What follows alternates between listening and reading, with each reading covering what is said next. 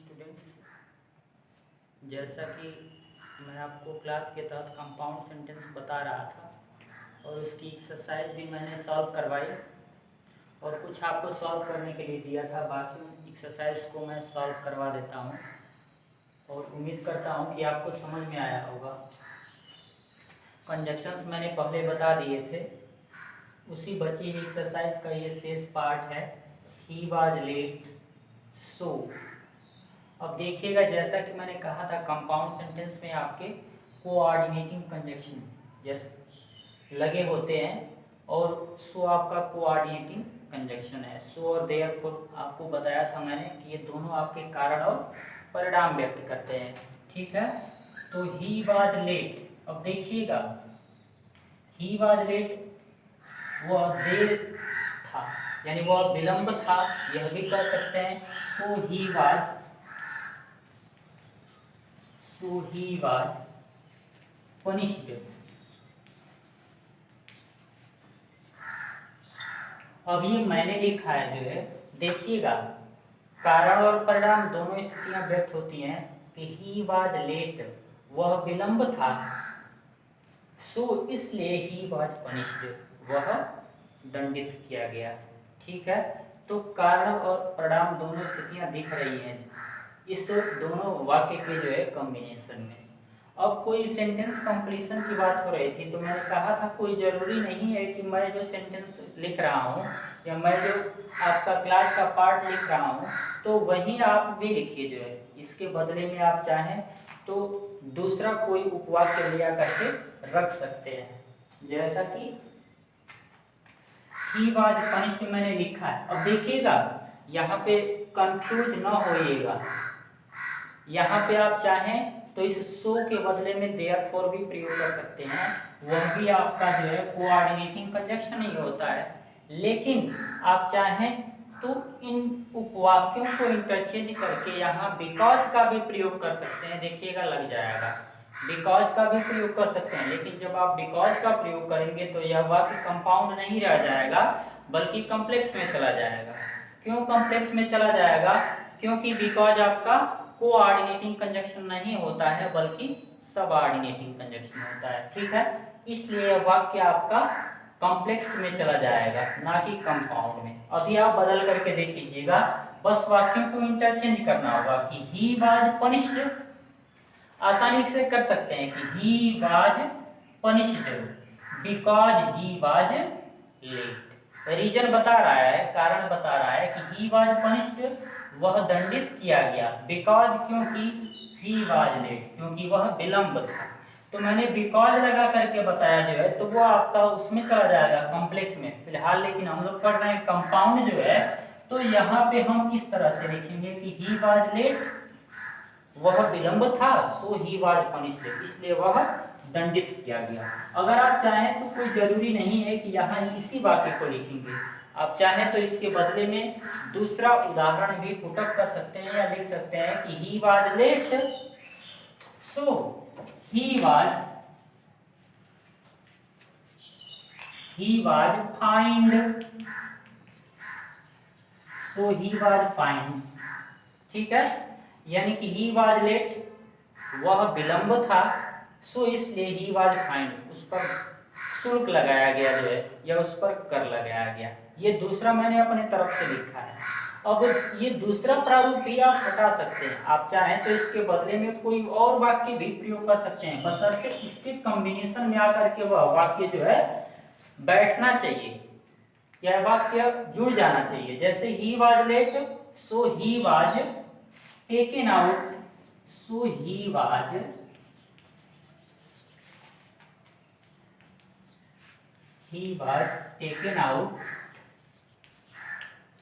taken out of the school gate, taken out of the school gate। ठीक है, यानी जैसे मान लीजिए कोई विद्यार्थी जो है स्कूल विद्यालय आ रहा है और उसको विलंब हो गया या देरी हो गई जो है, तो उस कारण से उसको गेट से बाहर कर दिया गया क्योंकि वह समय पर नहीं आया। तो मैंने एक ही वाक्य पे 3 वाक्य लिखा है, आपने देखा जो है ही वाज लेट, वह विलंब था, so he was taken out of the school gate, इसलिए वह स्कूल के गेट से बाहर निकाल दिया गया। ठीक है, कारण क्या था उसके बाहर निकालने का, कि वह विलंब से था। तो जब भी आप सो और देयरफॉर का प्रयोग करते हैं कंपाउंड में, फार का, इन तीनों का प्रयोग जो है कारण और परिणाम व्यक्त करने के लिए किया जाता है। ठीक है, इस तरह से मैंने बताया था।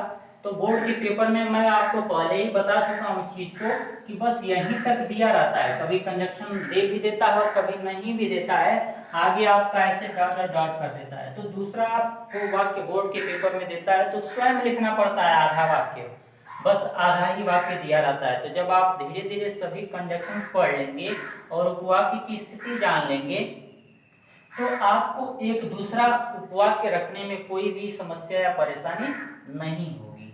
जैसे अभी मैंने पुटअप किया 3 वाक्य जो है, ऐसे ही आप भी अपने मन से कोई भी वाक्य सोच करके रख सकते हैं। अब बात करते हैं नेक्स्ट एग्जाम्पल की। यह भी आपका कोऑर्डिनेटिंग कंजक्शन से लगा हुआ वाक्य है। तो वर्क हार्ड आप भी जोड़ सकते हैं जो है वाक्य में, कि वर्क हार्ड कठिन परिश्रम करो, अदरवाइज अन्यथा, अगर कठिन परिश्रम नहीं किए तो अन्यथा उसका परिणाम क्या होगा जो है। तो work hard otherwise you will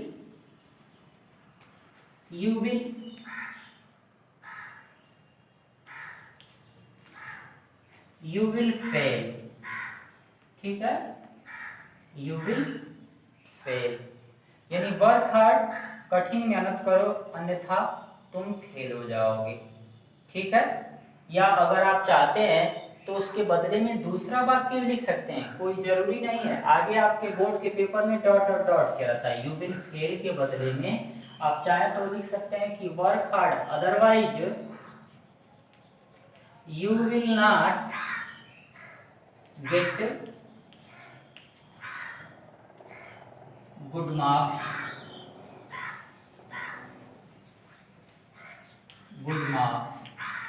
ठीक है, यानी कि वर्क हार्ड कठिन मेहनत करो, अदरवाइज अन्यथा you will not get good marks, अन्यथा तुम अच्छे नंबर नहीं पाओगे। इस तरह से आप अपने तरफ से भी कोई भी उपवाक्य सोच करके यहाँ लिख सकते हैं, इस उपवाक्य के बदले में कोई भी उपवाक्य, लेकिन वह उपवाक्य इससे सही प्रारूप में जुड़ना चाहिए। ये ना हो कि इससे भिन्न अर्थ लेकर के वह उपवाक्य आए जो है, इसको मिलता जुलता जो है प्रारूप चाहिए, यानी कि इससे मिलता जुलता वह आपका दूसरा उपवाक्य भी होना चाहिए जोड़ते समय। यानी यह तभी होगा जब आपको कंजक्शंस के ज्ञान रहेंगे। जैसे नेक्स्ट पार्ट देखिएगा, the child is not well, so अब कह रहा है the child is not well, बच्चा अच्छा नहीं है जो है, not well, so he is crying. ठीक है, यानी मान जाइए किसी बच्चे का स्वास्थ्य खराब है जो है, या अच्छा नहीं है उसका स्वास्थ्य, तो उसके लिए the child is not well, बच्चा अच्छा नहीं है। ठीक है, सो ही इज क्राइंग, और जब उसका स्वास्थ्य अच्छा नहीं है या वो अच्छा नहीं है जो है, तो इसलिए क्या कर रहा है, चिल्ला रहा है, जो चिल्ला कर रो रहा है। या यहाँ पे चाहे तो ही इज वीपिंग भी कर सकते हैं। ठीक है, ही इज वीपिंग। ठीक है, तो इस तरह से आपको भी अपने तरफ से वाक्य सोचना है कि मान जाइए कि यहाँ पे इतना लिखा हुआ है, हम इसके बाद अपने तरफ से क्या सेंटेंस रखें कि यह वाक्य पूरा हो जाए। ठीक है, जैसे सो का प्रारूप लगा हुआ है, the child is not well, बच्चा अच्छा नहीं है या अच्छा नहीं फील कर रहा है, सो अब सो ही इज, अब अपने तरफ से कुछ भी लिख सकते हैं जो है, जो सटीक इस पहले उपवाक्य से आकर के जुड़ जाए। जैसे the child is not well, so he is weeping, crying जैसे लिखे थे वैसे और कोई भी वर्ड अपने तरफ से ले आकर के यहाँ रख सकते हैं जो इस वाक्य पर सटीक आकर के बैठ जाए। ठीक है, तो यह था नेक्स्ट एक्सरसाइज आपका। फिर बात करते हैं इस एक्सरसाइज की जो है, जैसे कह दें ही इज पुअर, वह गरीब है, देखिएगा बट, एट, ये सभी आपके होते हैं। इसके कंजक्शन जो है बट भी होता है, एट भी होता है, इन सब में किसी का भी प्रयोग कर सकते हैं कि he is poor but he is honest. ठीक है, वह गरीब है लेकिन ईमानदार है। अब ये पहला प्रारूप हो गया, ये तो मैंने लिखा, कोई जरूरी नहीं है कि इसी को लिखिए। कह सकते हैं कि he is poor but he is happy. ठीक है, ही इज हैप्पी। तो वह गरीब है लेकिन खुश है या प्रसन्नचित्त है, या लेकिन किंतु परंतु का सेंस होता है बट एट स्टिल, कुछ भी लगा सकते हैं, नेवरदलेस। ठीक है, तो he is poor but he is happy. अगर यह भी नहीं लिखना चाहते हैं तो इसके बदले में कुछ और भी लिख सकते हैं कि he is poor but he is laborious.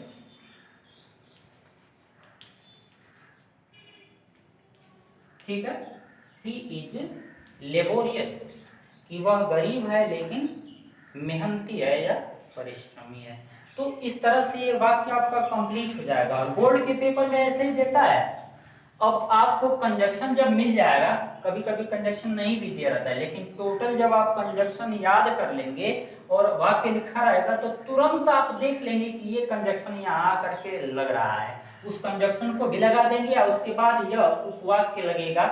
इस तरह का कुछ उपवाक्य होगा तो यह पूरा वाक्य बिल्कुल सही प्रारूप में कनेक्ट हो जाएगा, तो वह ले आकर के आप रख देंगे जो है। ठीक है, इस तरह से और भी कुछ लिख सकते हैं यहाँ पे चाहे तो, इसके बदले में जो है कि he is poor but he is hard working.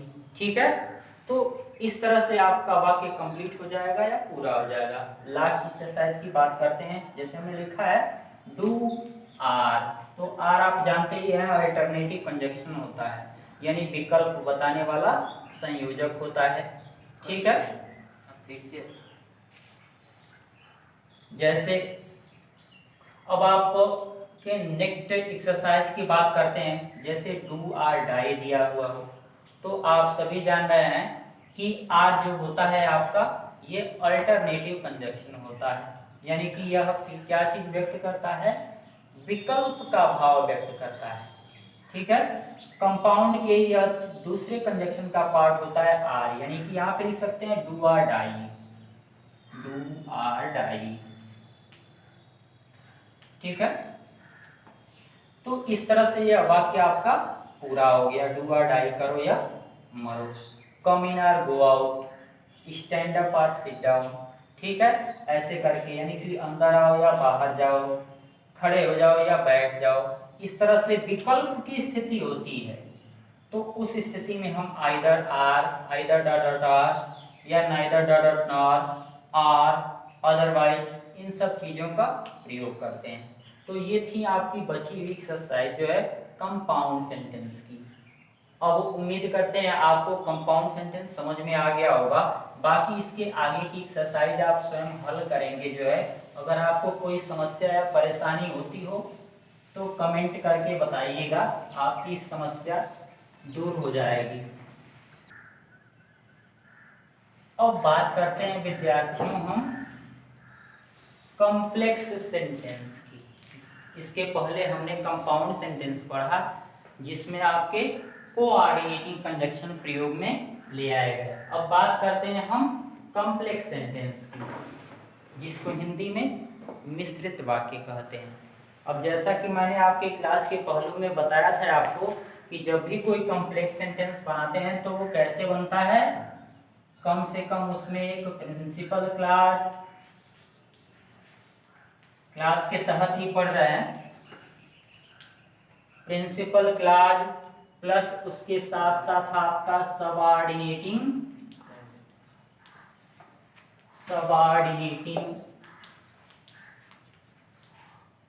Conjunction,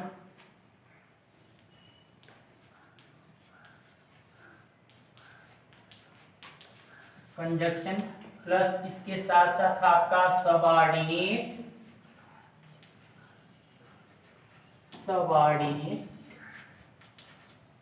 clause होता है।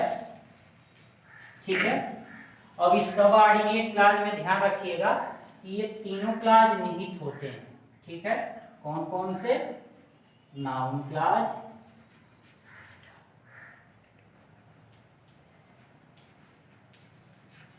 एडजेक्टिव क्लॉज और एडवर्ब क्लॉज। ठीक है, ये तीनों क्लॉज इसी क्लॉज में निहित होते हैं, सबऑर्डिनेट क्लॉज में, और ये तीनों मिलकर के आपका क्या बनाएंगे? Complex sentence. पहले भी मैंने इसको बताया आपको कि जब भी आप कोई कॉम्प्लेक्स सेंटेंस बनाएंगे तो उसमें कम से कम आपका एक प्रिंसिपल क्लॉज, एक आपका सबऑर्डिनेटिंग कंजक्शन और plus subordinate clause. Subordinate clause में कोई भी क्लॉज हो सकता है आपका नाउन क्लॉज, एडजेक्टिव क्लॉज या फिर एडवर्ब क्लॉज। तो जैसा कि सीरियलिटी तो होती है क्लॉजों में, noun clause, adverb clause, adjective clause और एडवर्ब क्लॉज की, लेकिन चूंकि हमको अगर कंजक्शंस के ज्ञान पहले प्राप्त करने हैं अच्छे से जो है, तो हम इसको उल्टी प्रोसेस में पढ़ते हैं। यानी सबसे पहले इसमें कौन सा क्लॉज हम पढ़े? एडवर्ब क्लॉज पढ़े जो है। ठीक है, तो जा करके हमको कंजक्शन के थोड़ा ज्ञान प्राप्त हो जाएंगे तो हमको नाउन क्लॉज और एडजेक्टिव क्लॉज समझने में आसानी होगी या आसानी से हम समझ जाएंगे, ये ध्यान रखिएगा। तो बात करते हैं हम कॉम्प्लेक्स सेंटेंस की, यानी मिश्रित वाक्य की। तो जब भी कोई मिश्रित वाक्य आप बनाते हैं तो ध्यान रखिएगा कि वह तीन चीजों से मिलकर बनता है, प्रिंसिपल क्लॉज, सबऑर्डिनेटिंग कंजक्शन और सबऑर्डिनेट क्लॉज। तो देखिएगा, अब सबसे पहले हम शुरू करते हैं किससे? एडवर्ब क्लॉज से। ठीक है, इससे शुरू करते हैं, एडवर्ब क्लॉज से, यानी क्रिया विशेषण उपवाक्य से शुरू करते हैं हम अपने कॉम्प्लेक्स सेंटेंस को। तो सबसे पहले हम जानेंगे एडवर्ब क्लॉज को 7-8 भागों में बांटा गया है और उसी के अनुसार उनके कंजक्शंस भी डिवाइड किए गए हैं। जैसे सबसे पहले भाग में बांटा गया है टाइम, इसके कंजक्शन अलग होते हैं। ठीक है, दूसरे भाग में बांटा गया है आपका प्लेस, यानी स्थान, इसके कंजक्शन अलग होते हैं। तीसरे भाग में बांटा गया है आपका रीजन, इसके कंजक्शन अलग होते हैं। चौथे भाग में आपका बांटा गया है कंडीशन, इसके कंजक्शन अलग होते हैं। पांचवें भाग में बांटा गया है आपका कंपैरिजन। ठीक है, तो इसके कंजक्शन अलग होते हैं। छठे भाग में बांटा गया है आपका कंट्रास्ट, इसके कंजक्शन अलग होते हैं। सातवें भाग में आपका बांटा गया है purpose,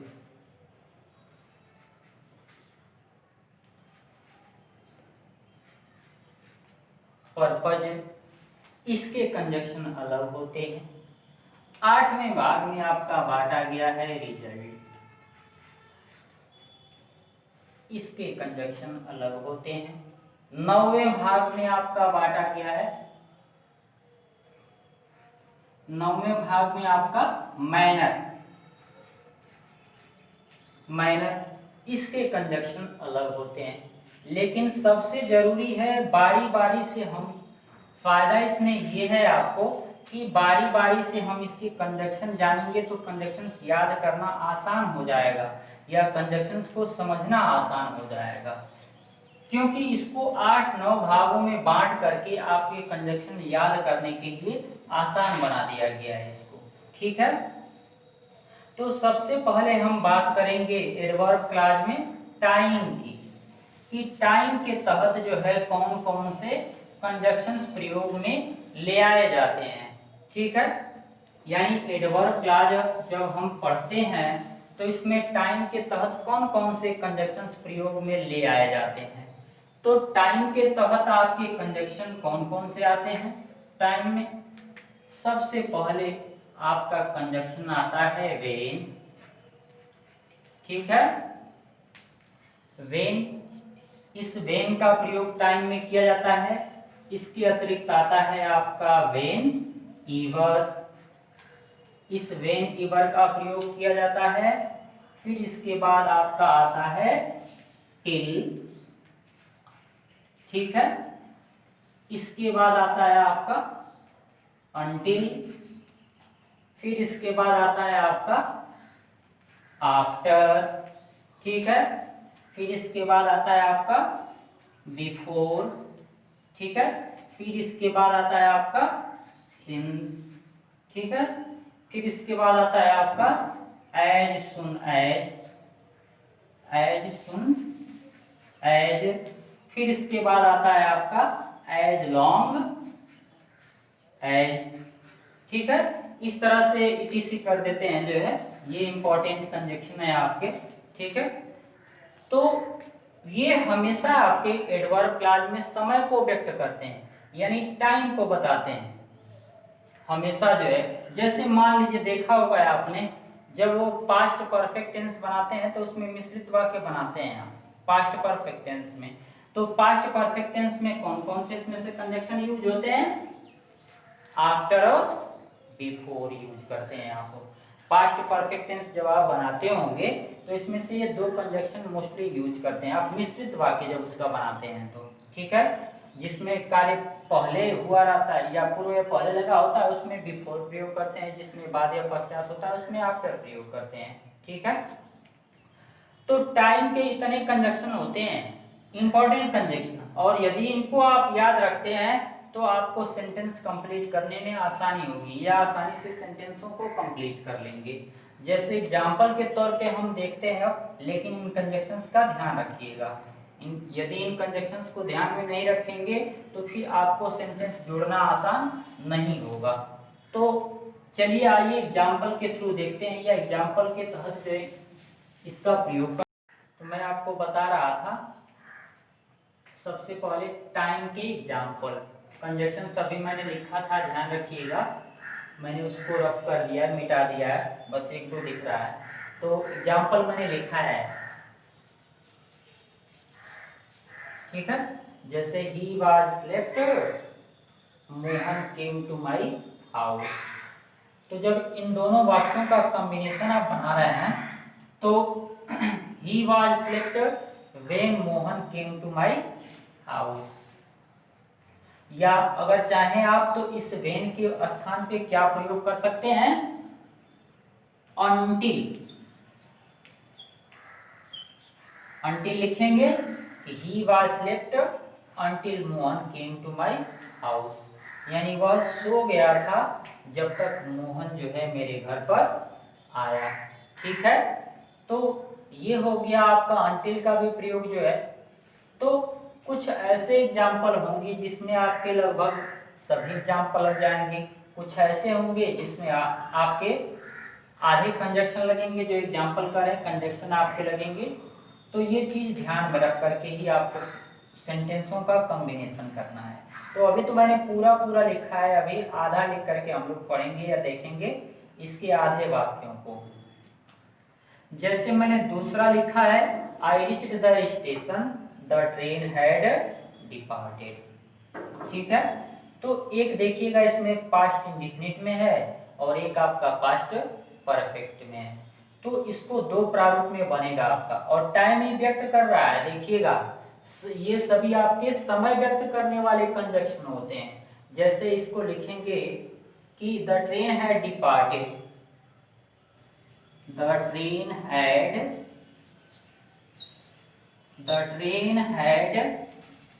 departed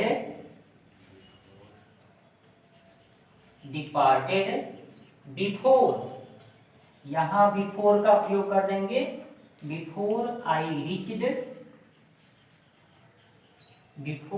reached the station, ठीक है। समय व्यक्त कर रहा है जो, देखिएगा बिफोर भी। अब आप चाहें तो यहाँ आफ्टर का भी प्रयोग कर सकते हैं, बशर्ते सेंटेंस में इंटरचेंज करना पड़ेगा, ठीक है। यानी सेंटेंसों को बदलेंगे, पहले क्या लिखेंगे आप? I reached the station, I reached the station after the train had departed. क्योंकि आपने पास्ट परफेक्ट टेंस पढ़ा होगा तो उसमें आपने देखा होगा कि जब आप बिफोर का प्रयोग करते हैं तो पास्ट परफेक्ट को पहले लिखते हैं और पास्ट इंडेफिनिट को बाद में लिखते हैं, लेकिन जब आप आफ्टर का प्रयोग करते हैं तो पास्ट इंडेफिनिट को पहले लिखते हैं और पास्ट परफेक्ट को बाद में लिखते हैं। ठीक है, इसलिए जो है देखिएगा बिफोर वाले प्रयोग में हमने पास्ट परफेक्ट को पहले लिखा और पास्ट इंडेफिनिट को बाद में लिखा, लेकिन अगर यहीं आफ्टर का प्रयोग करेंगे तो the train reached the station after the train had departed, sorry I reached the station after the train had departed, यानी कि यहाँ पे अब जो है आपका आफ्टर का प्रयोग हो गया है, यानी पहले कार्य कौन सा हुआ, ये वाला आपका जो है, ठीक है, कि द ट्रेन है डिपार्टेड, यानी रेलगाड़ी प्रस्थान कर चुकी थी जब मैं स्टेशन पहुंचा। यानी अब देखिए, यानी मेरे स्टेशन पहुंचने के बाद भी कर सकते हैं, तो यहाँ पे अभी मैंने आपको आफ्टर और बिफोर के प्रयोग करके दिखाए हैं।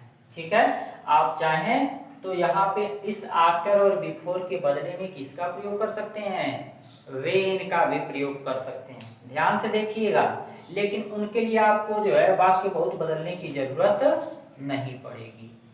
ठीक है, आप बस कंजक्शंस लगाते समय ध्यान रखिएगा कि हमको किस वाक्य को पहले लिखना है। जैसे बात करें अभी, अगर आपकी वेन ही लगाना है हमको इसी सेंटेंस पे, तो लिखेंगे द ट्रेन हैड डिपार्टेड। ठीक है, द ट्रेन हैड डिपार्टेड। अब चाहें तो यहाँ बिफोर के स्थान पे क्या लिख सकते हैं, वेन लिख सकते हैं कि द ट्रेन हैड डिपार्टेड, यानी रेलगाड़ी प्रस्थान कर चुकी थी, समय व्यक्त कर रहा है, समय बता रहा है conjunction. When I reached the station, यानी जब मैं स्टेशन पहुंचा तो रेलगाड़ी प्रस्थान कर चुकी थी या रेलगाड़ी जा चुकी थी। अब तो ये वेन का प्रयोग हो गया। आप चाहें तो यहाँ पे अंटिल का भी प्रयोग कर सकते हैं, इस वेन के बदले में क्या लिख सकते हैं, अंटिल, अंटिल का भी प्रयोग कर सकते हैं। अब अंटिल जब तक के अर्थ में लिया जाएगा। ठीक है, कि द ट्रेन हैड डिपार्टेड, रेलगाड़ी प्रस्थान कर चुकी थी, until I reach the station, यानी जब तक मैं स्टेशन पहुंचा। रेलगाड़ी प्रस्थान कर चुकी थी जब तक मैं स्टेशन पहुंचा, तो अंटिल का भी प्रयोग हो गया।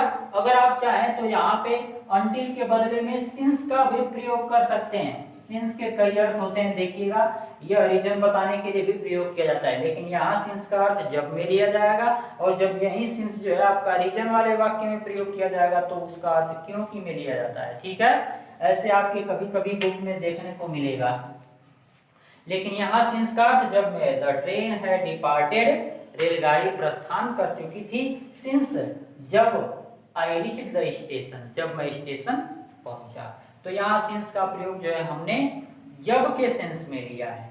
ठीक है, तो सिंस का भी प्रयोग हो गया एक ही वाक्य पे। देखिएगा, अगर आप चाहें तो इस सिंस के बदले में क्या प्रयोग कर सकते हैं, टिल का भी प्रयोग कर सकते हैं। ध्यान रखिएगा, ये सभी कंजक्शंस मैं लगा के बता रहा हूँ।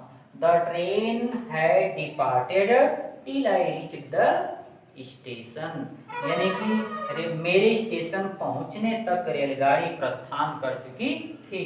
टिल का अर्थ तक में लिया जाता है, ये आप सभी जानते हैं। ठीक है, तो इस तरह से मैंने आपको सभी कंजक्शंस बारी बारी से लगा करके दिखाया, वेनिवर को छोड़ करके। ठीक है, तो ये आपको ध्यान रखना है कि ये सभी समय व्यक्त कर रहे हैं, और आपको दिख रहा होगा जब मैं स्टेशन पहुंचा। ठीक है, the train had departed till I reached the station, मेरे स्टेशन पहुंचने तक रेलगाड़ी प्रस्थान कर चुकी थी। तो समय को व्यक्त कर रहा है कि नहीं कर रहा है, ये आप देख रहे हैं। तो इस तरह से जितने भी मैंने आपको कंजक्शन लिखे थे, when, whenever, till, until, after, before, since, as soon as long as, ये सभी आपके समय को व्यक्त करते हैं जो है। अब थोड़ा सा हम, ये तो पूरे पूरे वाक्यों की एग्जांपल थी, अब हम थोड़ा सेंटेंस कंप्लीशन देख लेते हैं। ठीक है,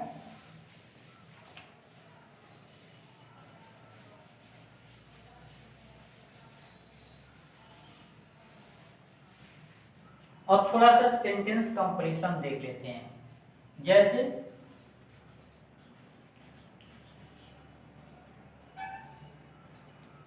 द बेल वाज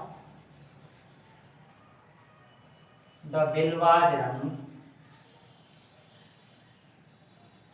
या द प्रेयर बेल कह लीजिए।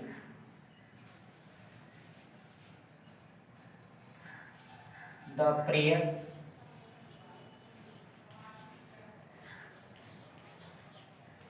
प्रेयर बेल वाज रंग, ठीक है।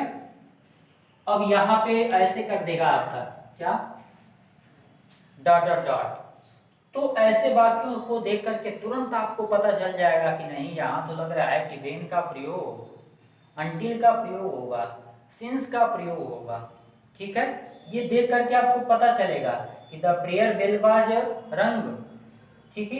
ये या हैड का प्रयोग करके भी लिख सकते हैं। चलिए मान लीजिए वाज के बदले में जो है हम कह दें द प्रेयर बेल हैड रंग, ठीक है। इसके बाद डॉट डॉट डॉट कर दें, यानी प्रेयर बेल हैड रंग का मतलब प्रार्थना की घंटी बज चुकी थी, ठीक है। हो जाएगा द प्रेयर बेल हैड रंग, प्रार्थना की घंटी बज चुकी थी। अब क्या क्या लिख सकते हैं यहाँ पे जो है अपने तरफ से वेन का प्रयोग करेंगे अगर, तो क्या लिखेंगे, when I reached the school, लिख सकते हैं डॉट डॉट डॉट किया हो तो रीच्ड द स्कूल, ठीक है। When I reached the school, the prayer bell had rung when I reached the school, यानी कि प्रार्थना की घंटी बज चुकी थी जब मैं स्कूल पहुंचा, ठीक है। अब यहाँ व्हेन के बदले में क्या लिख सकते हैं, और जो है बिफोर लिख सकते हैं, क्योंकि बिफोर में पास्ट परफेक्ट पहले बनता है और पास्ट इंडिफिनिट बाद में। तो द प्रेयर बेल हैड रंग before I reached the school हो जाएगा, ठीक है। अगर आफ्टर के प्रारूप में इसको करना चाहेंगे तो इस वाक्य को पहले ले आना पड़ेगा, ठीक है। क्या लिखेंगे कि I reached the school after the prayer bell had rung, यानी कि प्रार्थना की घंटी बजने के बाद मैं स्कूल पहुंचा। तो ये हो जाएगा। अगर इनमें से नहीं लगाना चाहते हैं तो यहाँ पे और क्या लगा सकते हैं, सिंस भी लगा सकते हैं, ठीक है, कि द प्रेयर बेल हैड रंग since I reached the school. अब सिंस का अर्थ वहां जब में है, ये ध्यान रखिएगा, एज ए कंजक्शन कार्य कर रहा है, ठीक है। अब इस सिंस के बदले में क्या लगा सकते हैं, अनटिल भी लगा सकते हैं, ठीक है, कि द प्रेयर बेल हैड रंग until I reached the school, यह भी लिख सकते हैं, ठीक है। अब देखिएगा ये तो, अब टिल भी लगा सकते हैं, कोई जरूरी नहीं कि अनटिल लिखे, टिल भी लगा सकते हैं, लेकिन कोई जरूरी नहीं कि यही वाक्य लिखेंगे।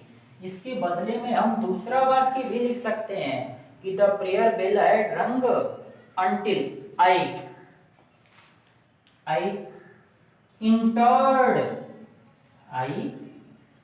entered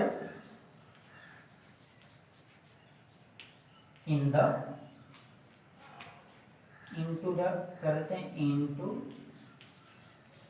classroom,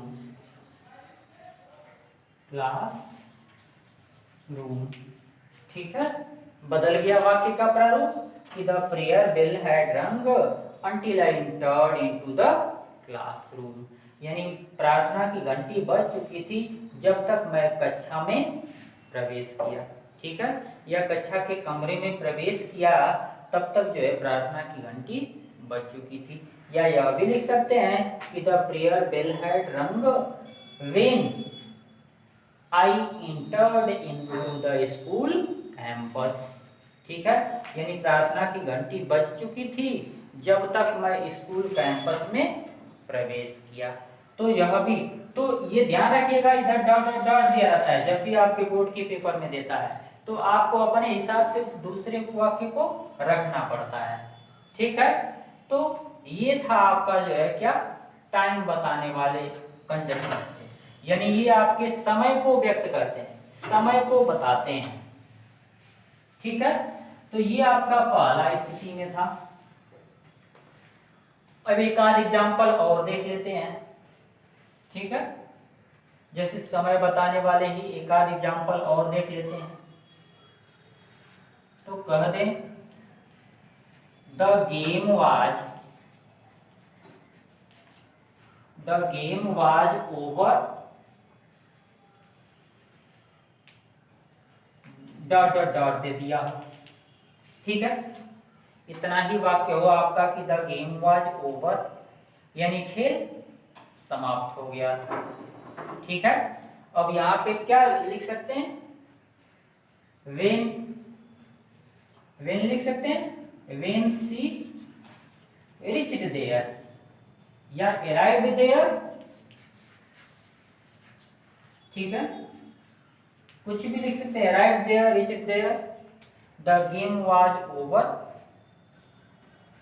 when she reached there, जब वह वहां पहुंची तो खेल समाप्त हो गया था। कोई जरूरी नहीं है। अब यहाँ इसके बदले में और कुछ भी लिख सकते हैं, क्या कि the game was over when the chief guest came,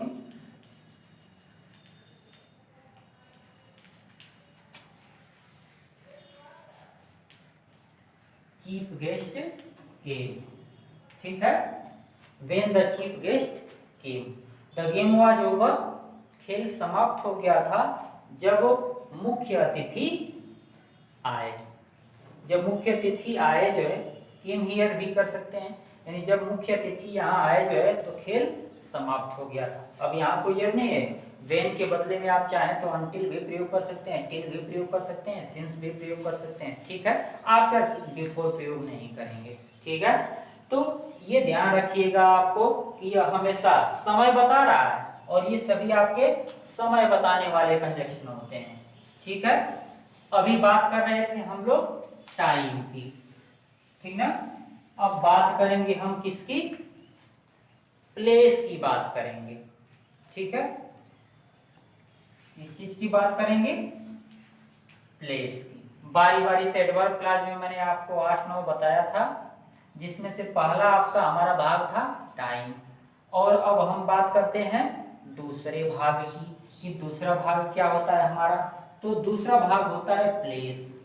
place जो होता है एडवर्ब क्लास में, यह स्थान को प्रकट करता है, यानी इसमें कंजक्शन भी आपके कौन से प्रयोग में लिए आ जाते हैं, स्थान प्रकट करने वाले। जैसे क्या हो गया आपका, वेयर हो गया, ठीक है। और फिर इसके बाद क्या कह लीजिए, वेयर इवर, ठीक है, वेयर इवर।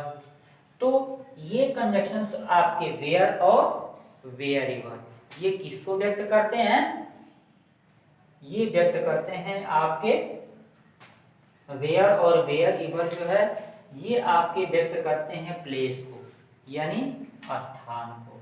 जैसे कह दे गुरु Nanak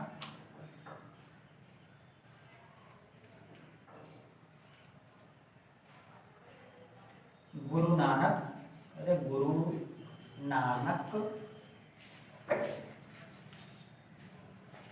went, Guru Nanak went to many places,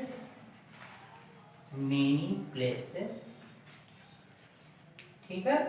ये पहला पार्ट हो गया आपका सेंटेंस का, ध्यान दीजिएगा। अभी सिंथेसिस में बता रहा पूरा आपके हाई स्कूल लेवल पे पूरा वाक्य नहीं देता है, कंप्लीट करने के लिए देता है। Guru Nanak went to many places, he was welcomed,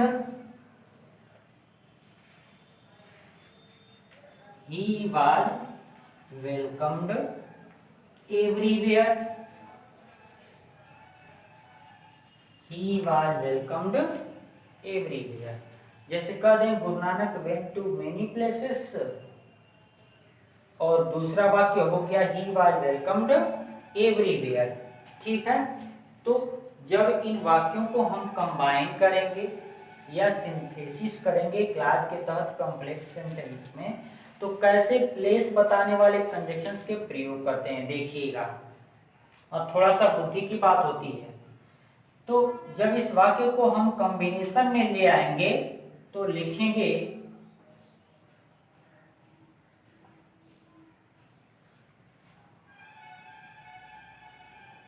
Guru Nanak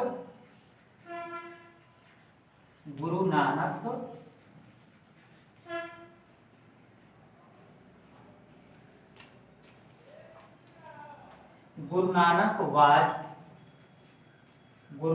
was welcomed. Guru Nanak was welcomed. अब वेयर इवर क्या लिख सकते हैं यहाँ? Wherever he went. ठीक है, यह लिख सकते हैं कि गुरु नानक वाज वेलकम्ड। ठीक है, वेयर एवर ही वेंट। ठीक है, तो अब देखिएगा वेयर एवर का अर्थ किसमें निकलेगा? जहां कहीं के सेंस में। ठीक है, जहां कहीं के सेंस में निकलेगा आपका वेयर एवर का अर्थ जो है। जैसे प्लेस में कह रहे हैं, और ये क्रिया विशेषण उपवाक्य का कार्य करेगा कि गुरु नानक वाज वेलकम्ड। अब इस एवरीवेयर को क्या शो कर रहा है? वेयर एवर शो कर रहा है। ध्यान रखिएगा कैसे कि यहाँ पे है कि एवरीवेयर यानी जहां कहीं भी, प्रत्येक जगह कह लीजिए। Guru Nanak went to many places, इन दोनों शब्दों को व्यक्त कर रहा है वेयर एवर। ठीक है, ये दो शब्द हैं आपके कि Guru Nanak went to many places, Guru Nanak बहुत से स्थानों पर गए। और दूसरा ही वाज वेलकम्ड एवरीवेयर, और हर जगह उनका स्वागत किया गया। एवरीवेयर का मतलब प्रत्येक जगह या हर जगह। जब इन दोनों वाक्यों का कॉम्बिनेशन बना है तो गुरु नानक वाज वेलकम्ड यानी गुरु नानक का स्वागत किया गया। वेयर एवर मीन्स हो जाएगा जहां कहीं भी, इवेंट मीन्स वह गए। जहां कहीं भी वह गए, गुरु नानक का क्या किया गया? स्वागत किया गया। अब जहां कहीं का मतलब कहाँ गए? बहुत से स्थानों पे गए होंगे और प्रत्येक जगह गए होंगे। ठीक है, तो हर जगह जहां कहीं भी वह गए उनका स्वागत किया गया। तो इन दोनों शब्दों के बदले में क्या लग जा रहा है आपका? वेयर एवर लग जा रहा है। तो ये ध्यान रखिएगा कि ऐसे वाक्य आते हैं आपके तो कुछ शब्द उसमें से रिमूव हो जाते हैं, लेकिन ऐसा सिंथेसिस में होता है। अगर सिंथेसिस नहीं दिया हो, मान जाइए आपका कि बस इतना ही दिया हुआ हो। ठीक है, गुरु नानक वाज वेलकम्ड और वेयर एवर मीन्स हो जाएगा जहां कहीं भी, वेयर एवर ही वेंट। ठीक है, ये इतना जो मैंने लिखा है ये डॉट डॉट कर दिया। ठीक है,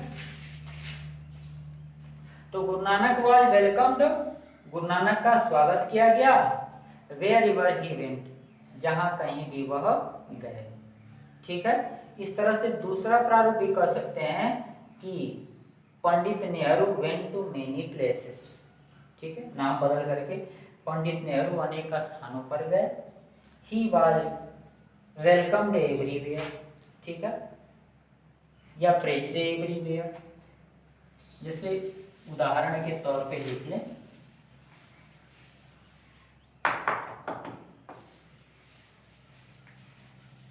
उदाहरण के तौर पे लिख लें पीटी नेहरू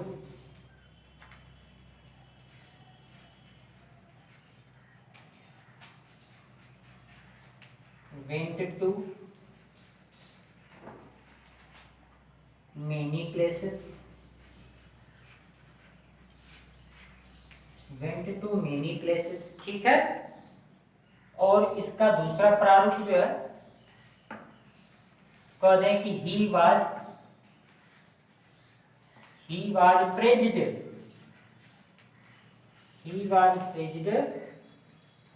या ही वाज रेस्पेक्टेड। प्रेज्ड के बदले में रेस्पेक्टेड भी कह सकते हैं, रेस्पेक्टेड एवरीवेयर। ठीक है, अर्थ क्या हो जाएगा कि PT Nehru went to many places यानी पंडित नेहरू अनेक स्थानों पर गए और ही वाज रेस्पेक्टेड एवरीवेयर। तो इसको लिख सकते हैं कि PT Nehru PT Nehru respected या was respected, ठीक है, PT Nehru was respected। अब यहाँ पे कंजक्शन लगा सकते हैं क्या, wherever, wherever he, क्या लिख सकते हैं, he went, जहां कहीं भी वह गए। तो यहाँ पे wherever का मतलब अर्थ क्या हो जाएगा आपका, जहां कहीं भी, जो कंजक्शन wherever है। अब बात करते हैं इस where कंजक्शन की, ठीक है। तो ये तो था पहला एग्जाम्पल आपका। अब बात करते हैं हम इसके दूसरे एग्जाम्पल की।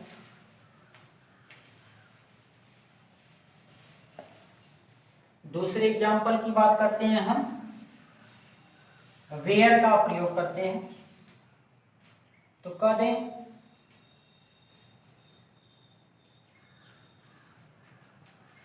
दिस इज द स्कूल या this is the house, this is the house.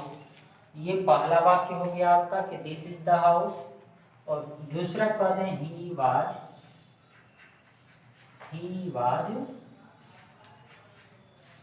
Burn here, ठीक है, ही वाज बर्न हियर। तो जब इन दोनों वाक्यों की सिंथेसिस करेंगे हम कि दिस इज द हाउस और दूसरा हो गया ही वाज बर्न हियर, जब सिंथेसिस करेंगे तो कह सकते हैं कि दिस इज द हाउस। अब देखिएगा, this is the house where, this is the house where he was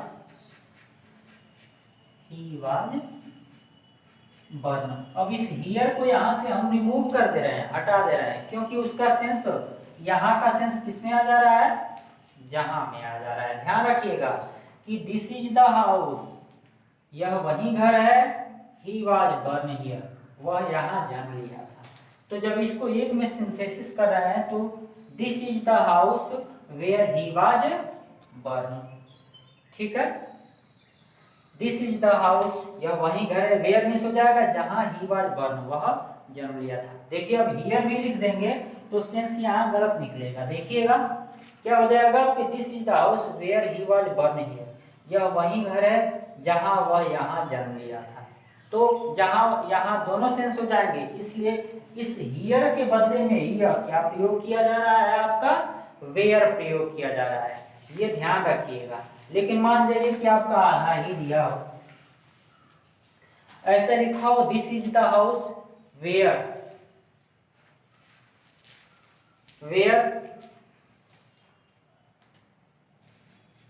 he was died,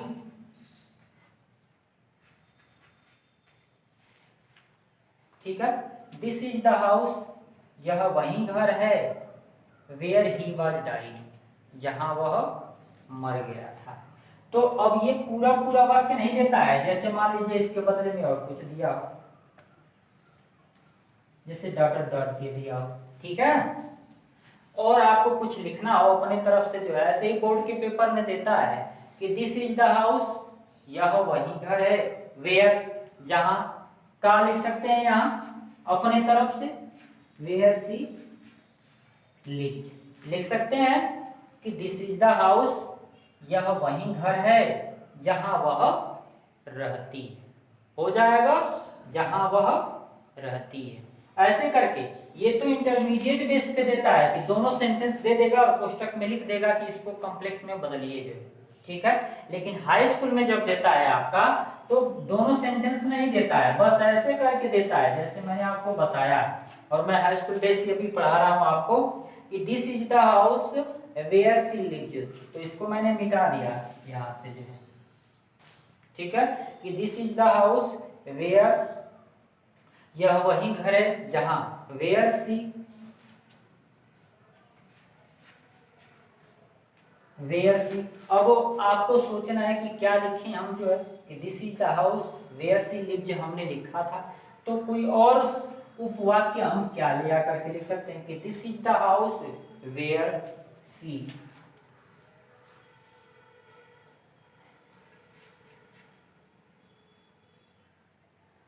where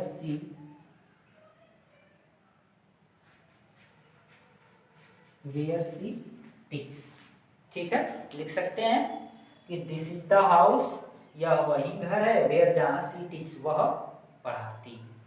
यानी कि जैसे मान लीजिए कोई होम ट्यूशन पढ़ा रहा हो किसी के घर, तो कोई गया तो कह रहा है कि इसी घर में वह होम ट्यूशन पढ़ाती है। ठीक है, तो ये कह सकते हैं कि दिस इज द हाउस, यह वही घर है, वेयर जहाँ, अब देखिएगा वेयर का यहाँ जहाँ में आ रहा है। ठीक है, वेयर जहाँ सी टीच, जहाँ वह पढ़ाती। तो ये विशेषण के प्रारूप है। ठीक है, यानी विशेषण बताने का कार्य कर रहे हैं। ठीक है ना। तो ये था आपका जो है वेयर और वेयरेबल, ये दोनों आपके प्लेस यानी स्थान बताने वाले कंजंक्शन थे। क्योंकि लंबा समय हो गया जो है, तो बाकी के कंजंक्शंस में अगले पार्ट में लेकर के आता हूँ। तब तक इन कंजंक्शंस को ध्यान रखिएगा, सेंटेंस कंप्लीशन करिए एक्सरसाइज के थ्रू जो है। मिलते हैं अगले पार्ट में, तब तक के लिए धन्यवाद।